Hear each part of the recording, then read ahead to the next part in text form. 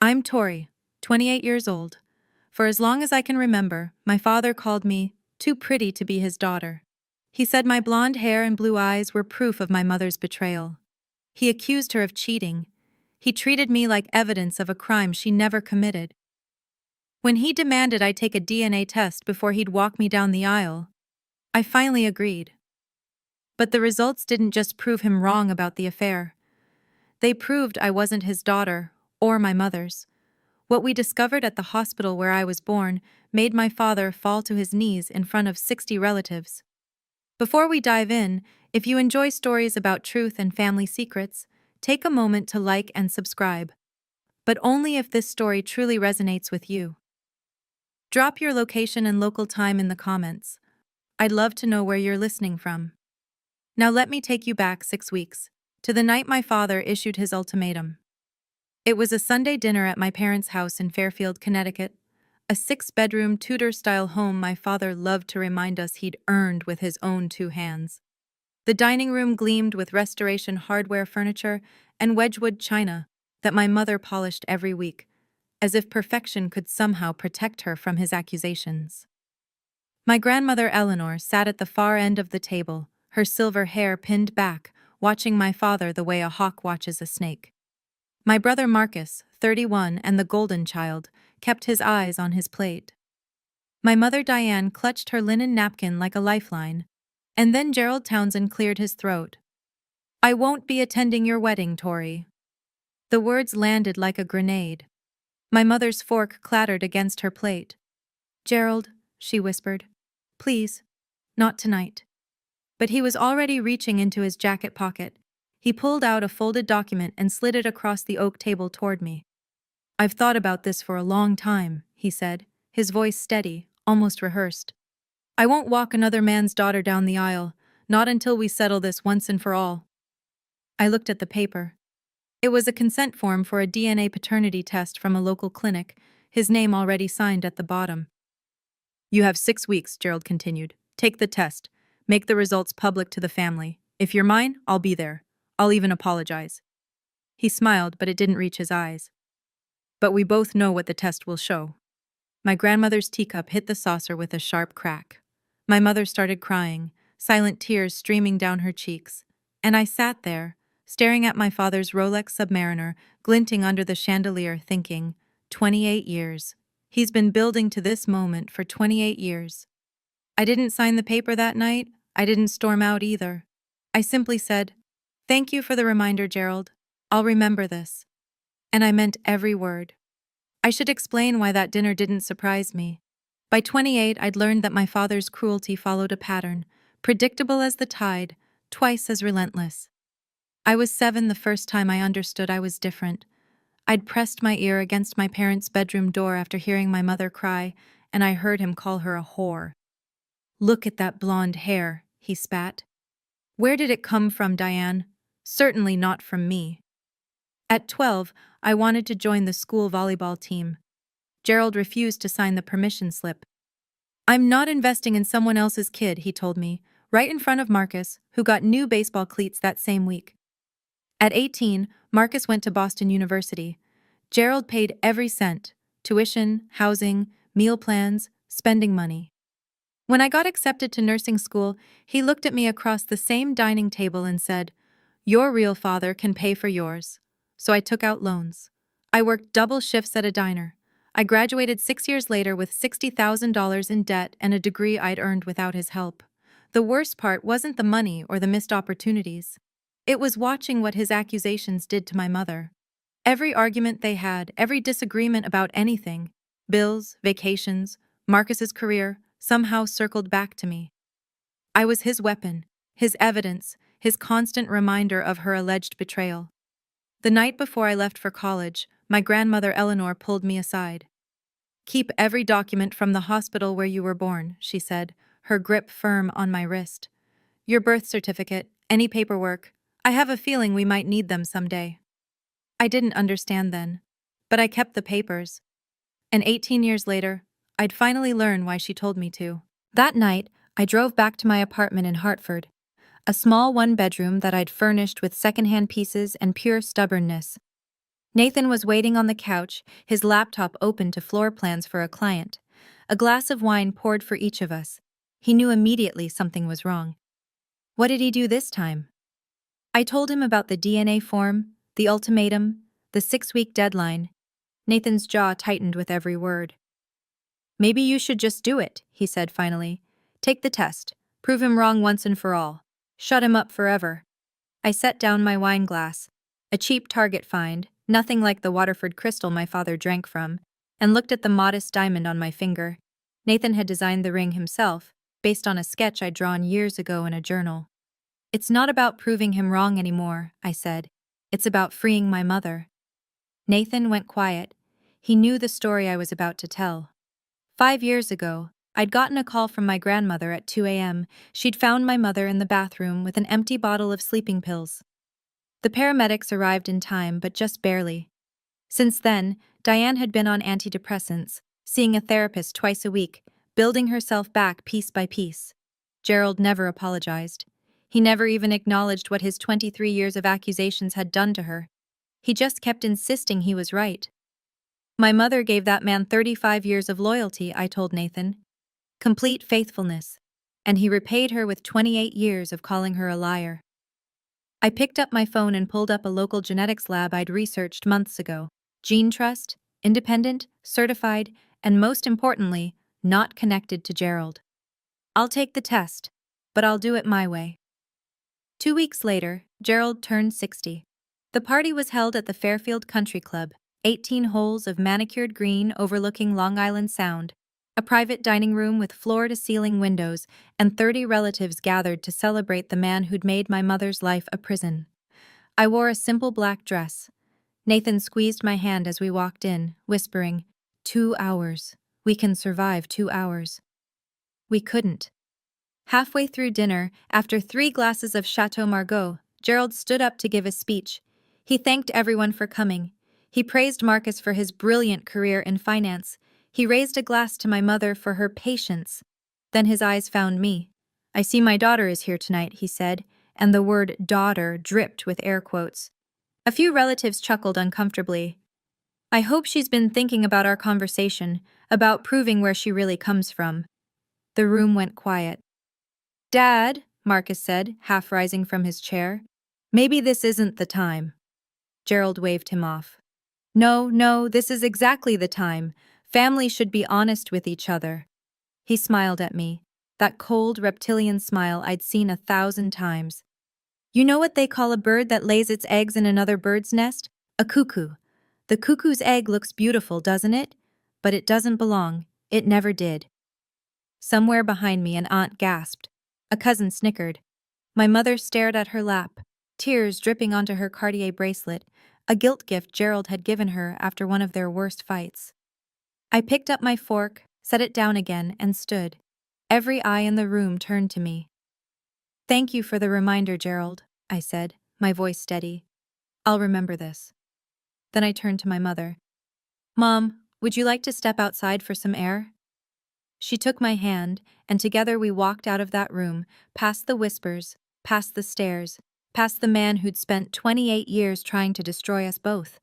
But I wasn't done, not even close. My grandmother caught up to us in the parking lot, her heels clicking against the asphalt like gunshots. Tori, wait! I turned. Eleanor Whitmore was 78 years old, with posture like a queen and eyes that missed nothing. She'd never liked Gerald. That man thinks he's God's gift to engineering, she'd told my mother before the wedding. But he's just a small man with a big ego. Now she looked at me with something I'd never seen in her face before. Urgency. There's something I need to tell you, she said, glancing back to make sure Gerald hadn't followed. Something I should have told you years ago. She led us to a bench overlooking the golf course. The sun was setting, painting the sky in shades of orange and pink, and my grandmother's voice dropped to barely above a whisper. The night you were born, she said, something strange happened at St. Mary's Hospital. I felt my mother stiffen beside me.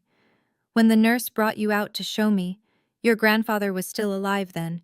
We were both there. She looked terrified. Her hands were shaking. She handed you to Diane too quickly, then practically ran out of the room. Mom, Diane said, her voice cracking. "You never told me this." I tried to investigate.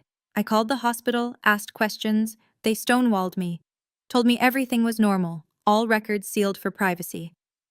Eleanor reached into her purse and pulled out a yellowed piece of paper. "But I made a copy of your birth record before they locked everything down." I looked at the document. Time of birth, 11:47 p.m. "I gave birth at 11:58, my mother said slowly. "I remember looking at the clock. I remember because the doctor made a joke about almost being a leap day baby. 11 minutes. Something had happened in those 11 minutes. "There's a name," my grandmother said. "The head nurse that night. Margaret Sullivan. She retired 10 years ago. I have her address." The next morning, I walked into Gene Trust's Hartford office with 3 DNA samples. Mine was easy, a cheek swab sealed in a sterile tube. My mother's was voluntary. She'd given it to me the night before with tears in her eyes and steady hands. "Whatever this shows," she'd said, "you're my daughter. Nothing changes that." My father's was stolen. A few strands of hair plucked from the brush he kept in the guest bathroom, the one I'd used every Thanksgiving and Christmas for years, pretending I didn't notice the way he flinched when I reached past him for the soap. The technician at Gene Trust, a calm woman named Dr. Reyes, explained the process. "Results in 3 weeks, legally admissible if needed. Complete confidentiality. I paid extra for expedited processing." My grandmother insisted on covering the cost. That afternoon, I tried calling Margaret Sullivan. The phone rang 6 times before someone picked up, a woman's voice, older, trembling slightly. "Hello? Mrs. Sullivan? My name is Tori Townsend. I was born at St. Mary's Hospital on March 15, 1997. I believe you were the head nurse that night, and I can't help you." The words came fast, panicked. "Mrs. Sullivan, please, I just need to ask. I don't know what you're talking about. Please don't contact me again." Click. I stared at my phone for a long moment. Nathan looked up from his drafting table. "What happened?" She hung up on me. I set the phone down slowly. But not before she panicked. "She knows something, Nathan. She definitely knows something." An innocent woman would have been confused. Margaret Sullivan was terrified. Whatever happened that night in 1997, she'd been carrying it for 28 years. And now, so would I. 3 days later, the email arrived. Not to me directly. Gerald wasn't that subtle.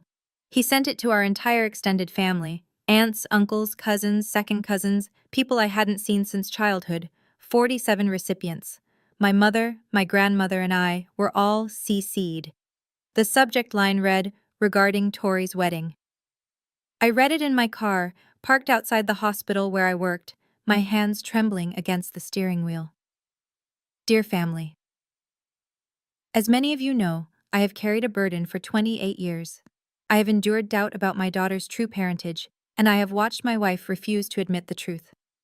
I have asked Tori to take a DNA test and share the results with our family before her wedding. She has so far refused, which I believe speaks for itself. Until this matter is resolved publicly, I will not be attending the ceremony. I hope you will all understand my position. Attached is a family photograph from Tori's christening. I invite you to look closely and draw your own conclusions. Regards, Gerald Townsend. The attachment was a photo I remembered from my grandmother's mantle. Me at 3 months old, cradled in my mother's arms. Blonde hair, blue eyes, pale skin. Surrounded by Gerald, Marcus, and a dozen brunette relatives. Gerald had circled my face in red and added a caption, "Spot the difference." Within hours, the responses started flooding in. Some defended my mother. Most just asked questions. Careful, probing, curious about the drama. Marcus called me that night. "Just do what Dad wants," he said, his voice tight with frustration. "You're making this worse. You're ruining his reputation." I laughed, actually laughed, at that. "His reputation," I repeated. "That's what you're worried about?" He hung up without answering. 3 weeks after I submitted the samples, the email from Gene Trust arrived at 9:47 p.m. on a Tuesday. Nathan was traveling for work, a project consultation in Boston that couldn't be rescheduled. I was alone in our apartment, a half-eaten salad on the coffee table, my laptop open to a streaming service I hadn't actually been watching. The subject line was clinical. Your DNA analysis results, secure document. I entered my password. I verified my identity. I opened the PDF. And then I read it 3 times, because the first 2 times the words didn't make sense. Subject A, Tori Townsend, shows 0% genetic match with Subject B, Gerald Townsend. I'd expected that. I'd prepared for it, even. Steeled myself for the confirmation that Gerald was right about one thing, even if he was wrong about everything else. But then came the second line. Subject A, Tori Townsend, shows 0% genetic match with Subject C, Diane Townsend. I stopped breathing. 0%. Not my father's daughter. Not my mother's daughter. I called Gene Trust's after-hours line, my voice cracking as I demanded to speak with someone, anyone, who could explain this. A technician walked me through the results. No contamination, no errors, no possibility of a mistake. The samples were clear, the science was conclusive. I was not related to either of my parents, which meant my mother had never cheated. Gerald had been wrong about that for 28 years. But it also meant something else. Something impossible. If Diane Townsend didn't have an affair, if she'd been faithful, like she'd always claimed, then how was I not her biological daughter? I sat on my kitchen floor with my back against the cabinet, my phone in my lap, staring at the ceiling. For 28 years, my father called my mother a cheater. For 28 years, he was wrong about the affair. But he was right about one thing. I wasn't his daughter. The question was, whose daughter was I? I drove to my parents' house the next morning, timing my arrival for 10 a.m. Late enough that Gerald would be at his golf game, early enough that my mother would still be in her robe, drinking Earl Grey in the sunroom. She looked up when I walked in, and her face immediately creased with concern. Tori, what's wrong? I sat down across from her and handed her my phone with the Gene Trust report on the screen. I watched her read it. I watched the color drain from her face, watched her lips move silently as she read the numbers again and again. When she finally looked up, her eyes were wild. This is wrong, she whispered. This has to be wrong. I called the lab, triple-checked everything. There's no mistake, Mom. But I gave birth to you. Her voice rose, cracking on the edges. I was in labor for 14 hours. I felt you come out of my body. I saw you, Tori. You were red and screaming and mine. I took her hands in mine. They were ice cold. I believe you, I said. Which means there's only one explanation. Something happened at the hospital. Someone switched us. The silence stretched between us like a wire about to snap. The time, my mother said suddenly. The birth certificate says 11:47, but I remember I was watching the clock because the contractions were so bad. You were born at 11:58. I always wondered about that discrepancy. 11 minutes. 11 minutes that changed 2 families forever.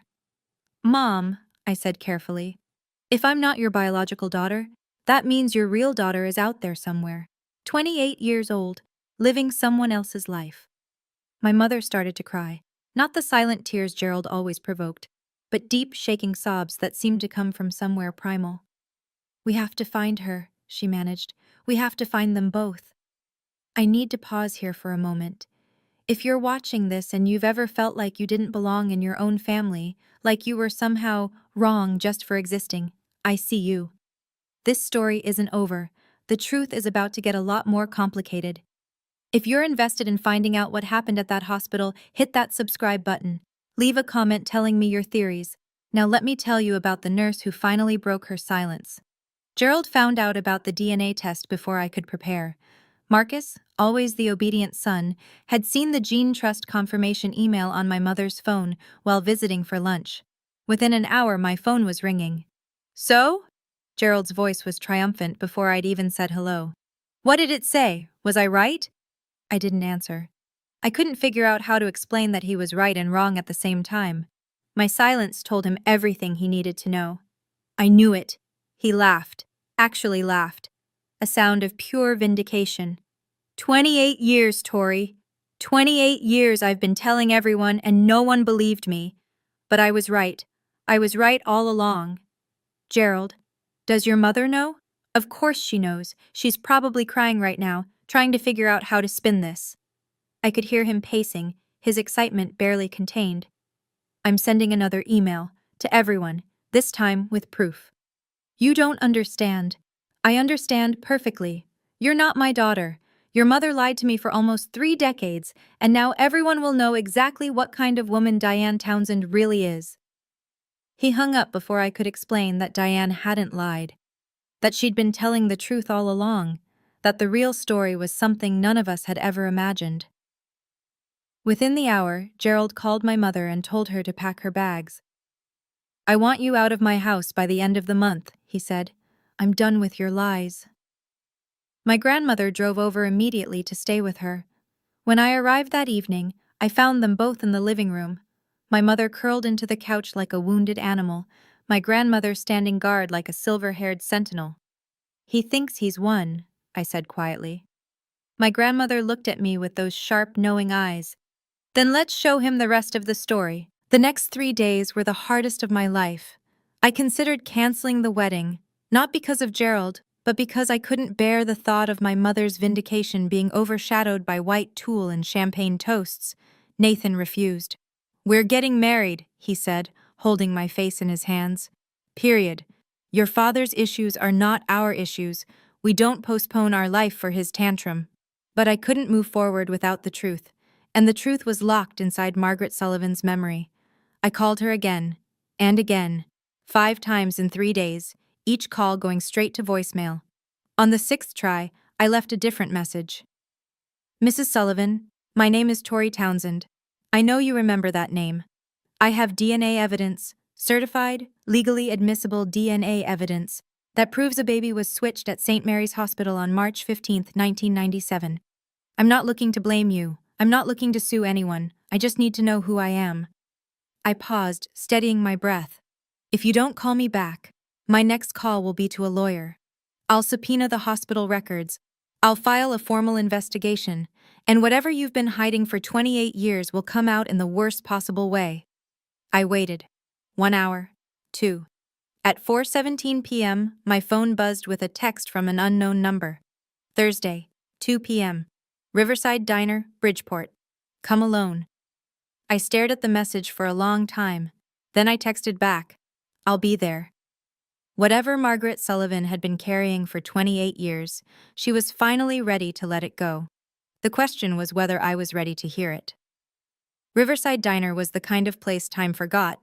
Vinyl booths patched with duct tape, a jukebox that only played oldies, and coffee that had probably been brewing since the Reagan administration. Margaret Sullivan sat in the corner booth, her back to the wall. She was 72, smaller than I'd imagined, with silver hair pulled into a tight bun and hands that trembled against her coffee cup. She looked up when I slid into the seat across from her. You look just like her, she said quietly. Linda, your biological mother. Same hair, same eyes. I felt my heart stutter. You know who my biological mother is? Margaret closed her eyes for a long moment. When she opened them, they were wet. I've carried this for 28 years, she said. Every single day, wondering if I did the right thing by staying quiet. Wondering if I should have spoken up when it happened. She reached into her purse and pulled out a worn leather journal, its pages yellowed with age. This is my shift log from March 15th, 1997, the night you were born. She opened it to a flagged page and slid it across the table. I read her cramped handwriting, my blood running cold with every line. 11:47 p.m., baby girl number 1, born to Diane Townsend. Healthy, 7 pounds 2 ounces. 11:58 p.m., baby girl number 2, born to Linda Morrison. Healthy, 6 pounds 14 ounces. 12:32 a.m. Incident. Trainee nurse Carla Hendricks mixed up infants after bathing. Realized error at 2:15 a.m. Both families had already bonded. 2:45 a.m. Meeting with hospital administrator. Decision made to correct records, not families. Less traumatic for everyone. NDA required for all staff present. I looked up at Margaret, my hands shaking. They knew, I whispered. They knew that night, and they covered it up. The administrator said it would cause more harm to switch you back. Both mothers had already held their babies, fed them, named them. Margaret's voice cracked. I was 24 years old. They threatened my license, my pension. They made me sign a non-disclosure agreement. I had 2 kids of my own to feed. Who was the other baby? I asked. The one who went home with Linda Morrison? Margaret pulled out another piece of paper, a printout from a social media profile. A woman my age, brown hair, brown eyes, a smile that looked exactly like Marcus's. Her name is Rachel Morrison. She's 28 years old. She lives in Springfield, Massachusetts. She looked at me with eyes full of decades of guilt. And she's your mother's biological daughter. That night, I sat in my apartment with my laptop open to Rachel Morrison's LinkedIn profile. Elementary school teacher at Springfield Public Schools, graduate of UMass Amherst, volunteer at the local animal shelter. Her profile picture showed a woman with chestnut brown hair and warm brown eyes, standing in front of a classroom decorated with colorful alphabet letters. She looked exactly like what my brother Marcus might have looked like if he'd been born a woman. I composed the message 17 times before finally hitting send. Hi Rachel. This is going to sound completely insane, and I apologize in advance. My name is Tori Townsend. I was born at St. Mary's Hospital in Bridgeport, Connecticut, on March 15, 1997. The same night and place as you. I recently did a DNA test that showed I'm not biologically related to either of my parents. I've since spoken with a nurse who was working that night, and she confirmed that 2 babies were accidentally switched. I believe you're the biological daughter of Diane and Gerald Townsend, and I believe I'm the biological daughter of Linda Morrison. I have documentation. I have a witness statement. I'm not looking for anything from you. I just thought you deserved to know the truth. If you're willing to talk, please call me. I included my phone number and closed the laptop before I could second-guess myself. 24 hours passed. I checked my phone every 10 minutes like a teenager waiting for a text back from a crush. Then, at 9:38 p.m. the following night, my phone rang. Is this Tori? The voice on the other end was shaky, uncertain, but something in it felt familiar. Rachel? A long pause, a shuddering breath. My whole life, people have told me I don't look like my parents. My dad, well, my legal dad, used to joke that maybe the hospital made a mistake. We all laughed about it. She let out a sound that was half laugh, half sob. I guess it wasn't a joke after all. We talked for 3 hours that night. By the end, we'd both agreed to take another DNA test. This one comparing Rachel to Gerald and Diane. The results would be ready in 10 days, just in time for my engagement party. Over the next week, I built my case like a prosecutor preparing for trial. First, the documents. I had my original gene trust report showing 0% match with both Gerald and Diane. I had Margaret Sullivan's handwritten shift log from 1997, which she'd finally agreed to let me photograph. I had a notarized statement from Margaret, signed before a witness at her attorney's office, her own decision, she said, to finally clear her conscience. The hospital threatened me for 28 years, she told me when I picked up the document. I'm 72 now. What are they going to do, fire me from retirement? Second, the DNA. Rachel had submitted her samples to Gene Trust, using the same expedited process I had. Her results comparing to Gerald and Diane would arrive 2 days before the engagement party. Third, the witnesses. My grandmother Eleanor would be there, of course. She'd been waiting 28 years for this moment. Margaret Sullivan agreed to attend, sitting quietly in the corner until needed, and Rachel, my biological sister in spirit, if not in genetics, would be waiting in the room next door. Are you sure about this? Nathan asked as we reviewed the plan together. Confronting him publicly? There's no taking it back. I thought about my mother, about the bottle of sleeping pills, about 28 years of being called a liar, a cheater, a whore. He wanted a public reckoning, I said. He sent that email to 47 people. He called me a cuckoo's egg in front of the entire family. I straightened the stack of documents on my desk. He doesn't get to slink away privately now. Everyone who believed him needs to see the truth. Nathan nodded slowly. Then let's give them a show they'll never forget. 3 days before the engagement party, Rachel's DNA results arrived. Subject A, Rachel Morrison, shows 99.97% genetic match with subject B, Gerald Townsend.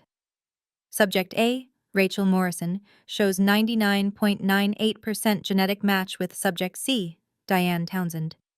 I read the numbers 3 times, tears streaming down my face. Then I called Rachel. "Can you meet me tomorrow, in person?"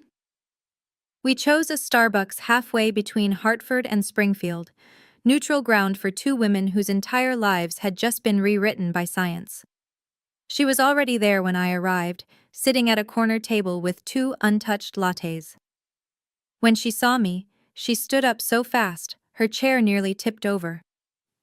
For a long moment, we just stared at each other. She had brown hair, brown eyes, a strong jawline that I'd seen on Marcus 1,000 times, a subtle dimple on her left cheek, the same one Gerald had. And I had blonde hair, blue eyes, a button nose and fair skin that matched the photos Margaret had shown me of Linda Morrison. We were strangers who should have been sisters. Sisters who were raised by the wrong families. "This is so weird," Rachel whispered. Then she laughed, and I laughed. And suddenly we were hugging in the middle of a Starbucks, crying into each other's shoulders while the baristas pretended not to notice. "I want to meet them," Rachel said when we finally pulled apart.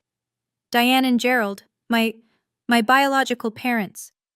"You will," I promised, "in 3 days." I didn't tell her that one of those parents would be on his knees when she walked into the room. The engagement party was held at Whitmore Estate, my grandmother's family home, a Georgian manor with rose gardens and fairy lights strung through century-old oak trees. She'd insisted on hosting to give you a proper celebration in a place where Gerald's ego can't reach. 60 guests arrived that evening in cocktail attire, aunts and uncles, cousins, family friends, and every single person who'd received Gerald's accusatory email. I wore a navy blue Reformation dress and carried myself like a woman who had already won. Nathan stayed close, his hand on the small of my back, steady as always. My mother arrived with my grandmother, her eyes still red from days of crying, but her posture straighter than I'd seen in years. Something had shifted in her since we'd learned the truth, a weight lifting, even before the public vindication. And then Gerald arrived. He came late, of course, fashionably late, as he'd call it, letting the crowd gather, letting the anticipation build. He wore a Tom Ford suit, his Rolex catching the chandelier light, a smirk playing at the corners of his mouth. He thought this was his victory lap. He had no idea. I watched him work the room, shaking hands, accepting congratulations from relatives who believed his version of events. "Such a difficult situation," I heard an aunt murmur to him. "You've been so patient." Marcus stood beside him, uncomfortable but compliant, the loyal soldier he'd always been. In the corner of the room, Margaret Sullivan sat quietly with a glass of water, her hands still trembling after all these years. And in the room next door, through a door that connected to the main hall, Rachel Morrison waited for her cue. I checked my phone. Nathan nodded. It was time. Halfway through the cocktail hour, Gerald asked for a microphone. The room quieted as he stepped onto the small raised platform my grandmother had set up for toasts. He cleared his throat, adjusted his jacket, and smiled at the crowd like a king addressing his subjects. "First, I'd like to congratulate Nathan," he began. "You're a brave man, marrying into this complicated family." A few nervous chuckles rippled through the crowd. "But I think we all know why I'm really up here." Gerald's gaze found me in the crowd, and something cold flickered in his eyes.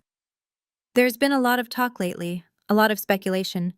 I asked Tori to take a DNA test, and I know she did. What I don't know is why she's been hiding the results." The room went completely silent. So I thought I'd help her out. He reached into his jacket and pulled out a folded piece of paper.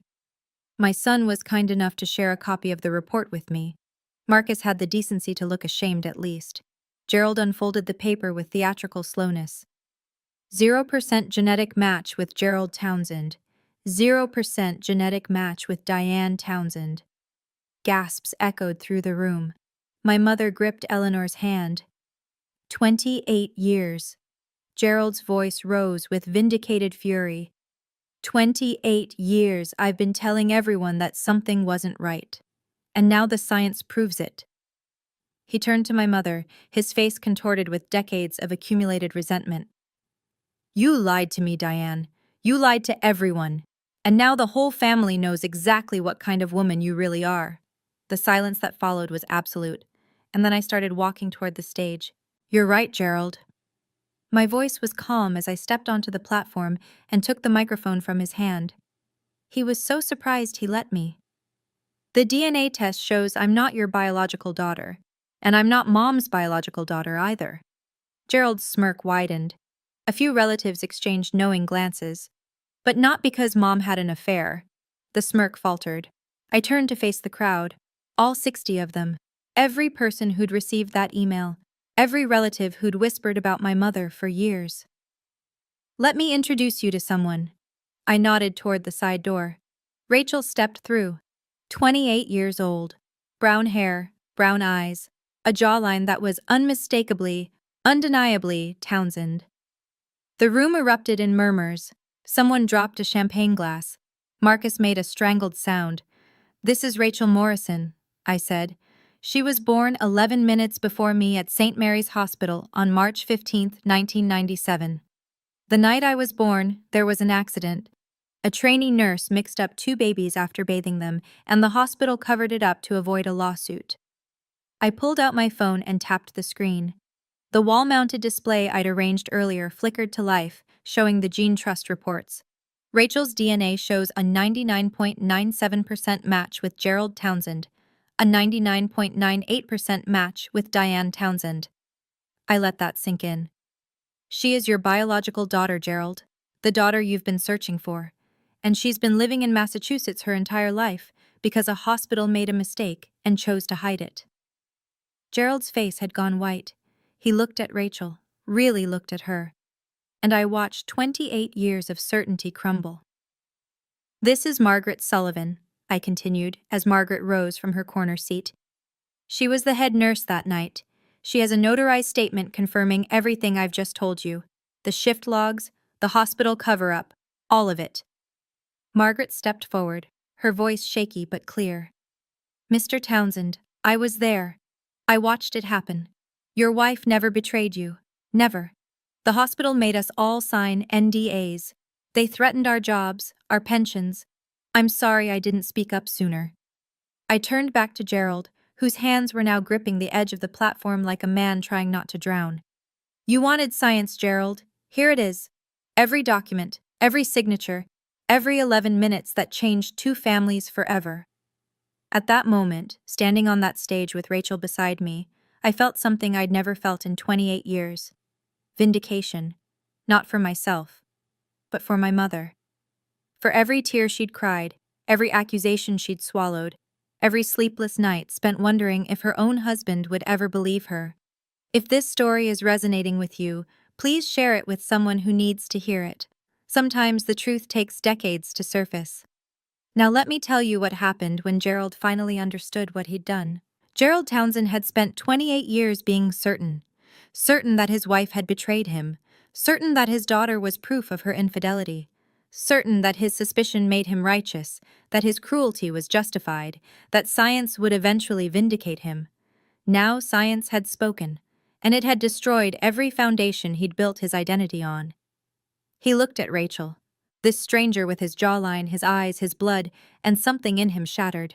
He looked at the DNA results on the screen, the numbers that proved him right about my parentage, but catastrophically wrong about everything else. He looked at Margaret Sullivan, whose trembling testimony had just demolished 28 years of accusations, and then his knees buckled. Gerald Townsend, proud, arrogant, certain Gerald Townsend, collapsed onto the platform like a puppet whose strings had been cut. He caught himself on one knee, his hand slapping against the hardwood floor, his chest heaving with ragged breaths. I didn't know, he whispered. How could I have known? How? You could have trusted her. My voice was quiet but carried through the silent room. You could have investigated. You could have looked for other explanations instead of assuming the worst about the woman who loved you. But the hair, the eyes. Genetics are complicated, recessive genes exist, hospital mistakes happen. I stepped closer, looking down at the man who had made my childhood a battlefield. But you chose suspicion. You chose cruelty. For 28 years, you punished Mom and me for a crime that never happened.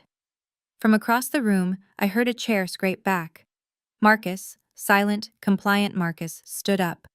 For a moment, I thought he would come to his father's defense, like he always had. Instead, he walked past Gerald without a glance and crossed to our mother's side. Mom. His voice cracked. I'm sorry. I should have said something years ago. I should have. Diane pulled him into a hug, her tears soaking into his shoulder, and Gerald remained on his knees, watching his family choose each other over him. For 28 years, my mother had lived in Gerald Townsend's shadow. She had endured his accusations at breakfast and dinner, and every moment in between. She had cried herself to sleep more nights than anyone knew. She had swallowed his cruelty like medicine, telling herself that maybe, someday, he would see the truth. Now the truth was everywhere. On screens, in documents, in the face of a stranger who carried her blood. Diane stepped forward slowly, her heels clicking against the hardwood floor. The crowd parted for her. Even Marcus stepped aside. She stopped in front of Gerald, who was still on one knee, his face wet with tears. I'd never seen him cry before. 28 years, Gerald. Her voice was steady, stronger than I'd ever heard it. 28 years, I stayed because I loved you. Because I believed that someday you would trust me. Because I thought our family was worth fighting for. Gerald looked up at her. Diane, She raised her hand, cutting him off. Not yet. You don't get to apologize yet. The room held its breath. You owe me an apology in front of every person who received that email.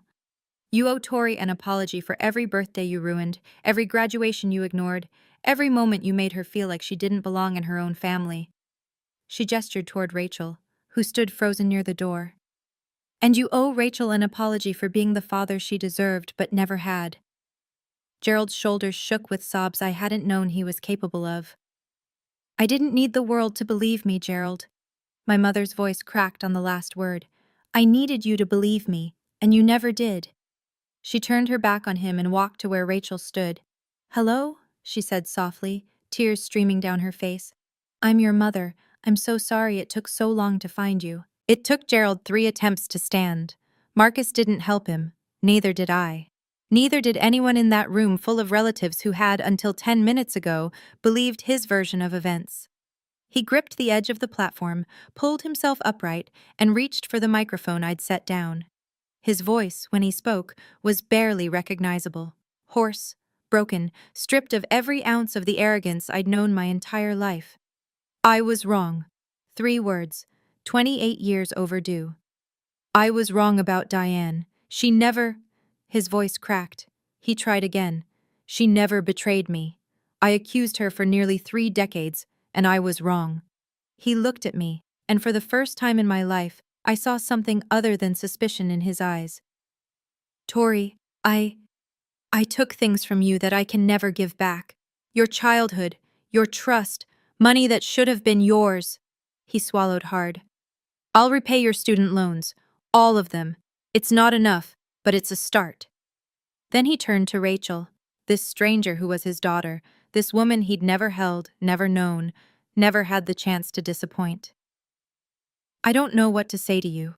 You're my daughter, and I've missed everything. Your first steps, your graduations, your entire life. His voice shattered on the words. That's something I'll regret until the day I die.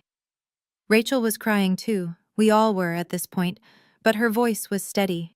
We can start now, she said, if you're willing to actually be a father, instead of a judge. Gerald nodded, unable to speak. My grandmother stepped forward and handed him a tissue from her purse. Clean yourself up, Gerald, she said, not unkindly. You have a lot of work ahead of you. 1 week after the engagement party, I drove to Springfield, Massachusetts. The house was a modest colonial in a quiet suburb. White siding, blue shutters, a garden of wildflowers that had clearly been someone's labor of love. A far cry from my grandmother's estate or Gerald's Tudor mansion, but warm in a way those houses had never quite managed. Linda Morrison answered the door before I could knock. She was 56 years old, with blonde hair streaked with silver and blue eyes that were an exact mirror of my own. Looking at her was like looking into a time machine. This was who I would become in 30 years. Tori, her voice caught on my name. I've been staring at your picture all week. I kept thinking I was dreaming. She pulled me into a hug that smelled like lavender and something else I couldn't identify. Something that felt impossibly like home. We sat in her kitchen for 4 hours. She showed me photographs of her childhood, of my biological grandparents who had passed away years ago, of the life I might have had if a trainee nurse hadn't made a mistake. She told me about her ex-husband, David, my biological father, who had died of cancer 3 years ago, never knowing that Rachel wasn't his. He used to joke that Rachel had old soul eyes, Linda said, wiping her tears with a kitchen towel. Now I understand. They were your eyes, Tori. They were always your eyes.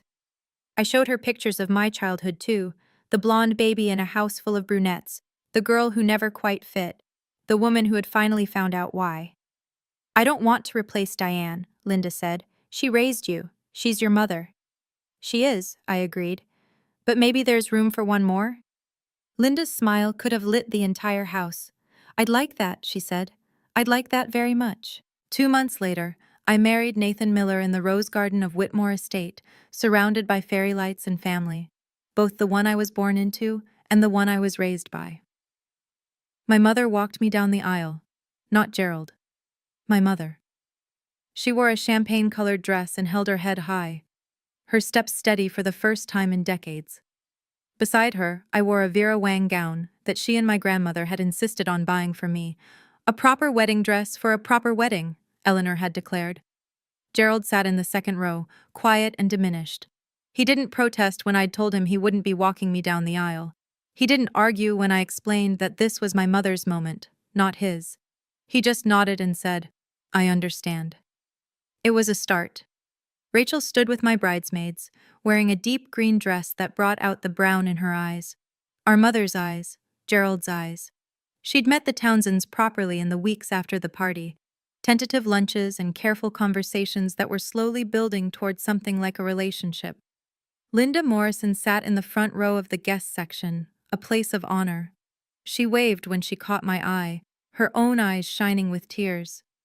My grandmother rose to give a toast. This wedding is not just about two people, Eleanor said, raising her champagne glass. It's about two families finally finding their way back to the truth. It's about a daughter who refused to accept a lie, and a mother who waited 28 years to be believed. She looked at me, then at Rachel, then at Diane. To truth, she said, however long it takes. To truth, the room echoed, and I drank to that. The lawsuit took 8 months. Rachel and I filed jointly against St. Mary's Hospital, represented by a medical malpractice attorney my grandmother had found. A woman who specialized in wrongful birth cases and had, she told us with a thin smile, a particular interest in institutions that think they can cover up their mistakes. Margaret Sullivan testified, her notarized statement backed by the original shift log she'd kept hidden for 28 years. The hospital's lawyers tried to discredit her, citing her age, her NDA, her delayed disclosure. It didn't work.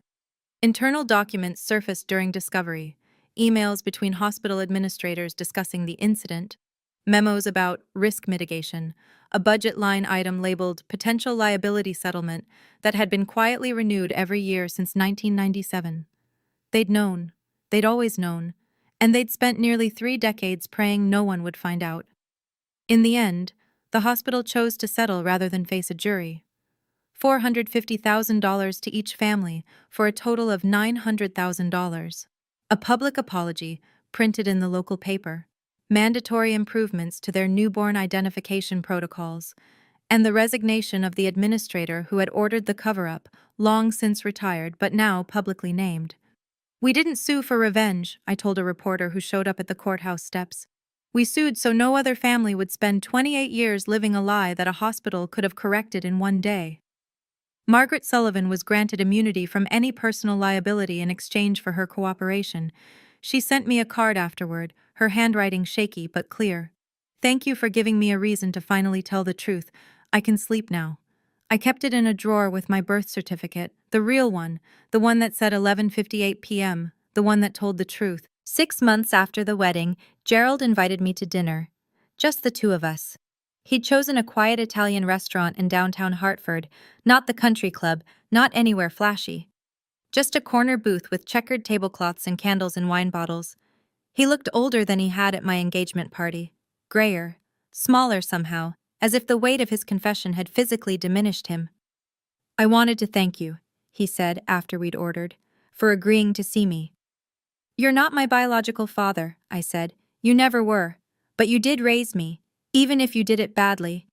He flinched at that, but nodded. "I'm in therapy now," he said. Diane insisted. Well, suggested strongly. "We're doing couples counseling too. We've been separated, but we're trying to—" He trailed off, searching for words. "We're trying to find out if there's anything left to save." I thought about my mother. About the way she'd stood in front of him at the party, demanding the apology she'd deserved for decades. About the strength it must have taken to consider rebuilding after everything he'd put her through. "I remember when you taught me to ride a bike," I said. "I was 5, before you knew about before you decided I wasn't yours. You held the seat and ran beside me for an hour until I got it." Gerald's eyes filled with tears. "I remember," he whispered. "That's the father I needed," I said. "The one who held on. I'm willing to try, Gerald, but I need you to understand. Forgiveness is a process, not an event. And you have a lot of work to do." He nodded. "I know, and I'll do it, however long it takes." I didn't forgive him that night. I'm not sure I've fully forgiven him yet, but I chose to give him the chance my mother never got, the chance to prove he could change. Rachel and Marcus met properly for the first time at a family dinner a month after the wedding. It was awkward at first. How do you make small talk with the sibling you should have grown up with? The brother who got the childhood that should have been yours? But then Marcus mentioned he was allergic to shellfish. "Wait," Rachel said. "Me too, since birth. The doctor said it was genetic." "What about being left-handed?" Marcus asked. Rachel held up her left hand. "No way." Marcus laughed, a real laugh, surprised and delighted. "What about music? What bands do you listen to?" 30 minutes later, they'd discovered that they both loved an obscure indie folk band that nobody else in either family had ever heard of. Both hated cilantro with an inexplicable passion, and both had a habit of tapping their right foot when they were thinking. "This is so weird," Marcus said, shaking his head. "You're like a mirror. But, you know, a girl version?" "I was going to say shorter." Rachel threw a bread roll at him, and for the first time in my memory, a Townsend family dinner had genuine laughter, not the polite, strained kind that my mother had always worked so hard to manufacture, but real laughter, the kind that comes from people who are actually happy to be together. It was a small moment, but it felt like the beginning of something new. 3 months after the wedding, Diane and Linda met for lunch. I wasn't there, but my mother told me about it afterward, her voice soft with wonder. They'd chosen a cafe halfway between their houses, neutral ground, as Rachel and I had done months earlier. Linda had brought photos of Rachel's childhood, Diane had brought photos of mine. They'd sat there for 3 hours, trading stories about daughters they'd raised but hadn't birthed. "She told me about Rachel's first words," Diane said, "and I told her about yours. We both cried. A lot." "Was it strange?" I asked. "Meeting the woman who raised your biological daughter?" My mother considered the question for a long moment. "I thought it would be," she admitted. "I thought I'd feel, I don't know, jealous? Resentful? But when I looked at her, all I could think was, she loved Rachel the same way I loved you, completely, without question." She reached across the table and took my hand. "We lost 28 years," she said, "but we gained each other, and we gained the truth. That has to count for something." Linda and Diane have lunch together once a month now. They've become friends, an unlikely friendship born from shared loss and unexpected connection. They call each other the other mother, and in a strange way, I think it's helped them both heal. I'm sitting in our new apartment now, a 2-bedroom in a nicer part of Hartford, with room for Nathan's home office and space for the nursery we'll need soon. The walls are covered with photographs. My wedding day, with my mother on one side and Linda Morrison on the other. Rachel and me at Thanksgiving, our first holiday together. My grandmother Eleanor, looking triumphant at her birthday party last month. Nathan is in the kitchen making dinner. Something complicated with too many ingredients. He's been on a cooking kick lately. I've been thinking a lot about the past year. About identity and family and what it means to belong. For 28 years, I tried to prove I was a Townsend. I straightened my blonde hair to look darker. I learned to golf, because Gerald loved golf. I studied nursing instead of art because it was practical, reliable, not something a cuckoo's egg would choose. I spent my whole life trying to fit into a mold that was never meant for me. Now I know. I was never supposed to fit. I was someone else's daughter, living someone else's life, carrying someone else's DNA. But here's what I've learned. DNA doesn't make a family. The woman who held my hand during nightmares, who taught me to read, who stayed married to a man who tortured her just to keep our family together. That's my mother. Not biology. Love. Nathan walks in with 2 plates and a knowing smile. "You're doing that thing again," he says. The deep thinking while staring at nothing thing. I laugh and take the plate he offers. On the coffee table, tucked between a stack of baby name books and a pregnancy journal, is the test I took this morning. Positive. I don't know whose DNA this baby will carry. Mine? Nathan's? Some echo of the Morrisons or the Townsends? But I know one thing for certain. This child will know they're loved, from the very first moment, without condition, without doubt. That's the only proof that matters. If you're watching this, and you've ever been accused of something you didn't do, by a parent, a partner, anyone who should have trusted you, I want you to know, the truth has a way of surfacing. Sometimes it takes 28 years. Sometimes it takes a DNA test and a brave nurse with a guilty conscience. But it surfaces. Don't let anyone's suspicion define your worth. And if you're the one doing the accusing, ask yourself, is my certainty worth destroying the people I love? My father spent 28 years being certain. He was certain my mother cheated. He was certain I wasn't his. He was certain his cruelty was justified. He was wrong about all of it. Trust is a choice. Doubt is easy. But 28 years of doubt can destroy a family. 28 years of trust could have saved mine. Thank you for listening to my story. If it touched you, share it with someone who needs to hear it. Check the description for more stories like this one. Until next time, trust the truth, even when it's hard.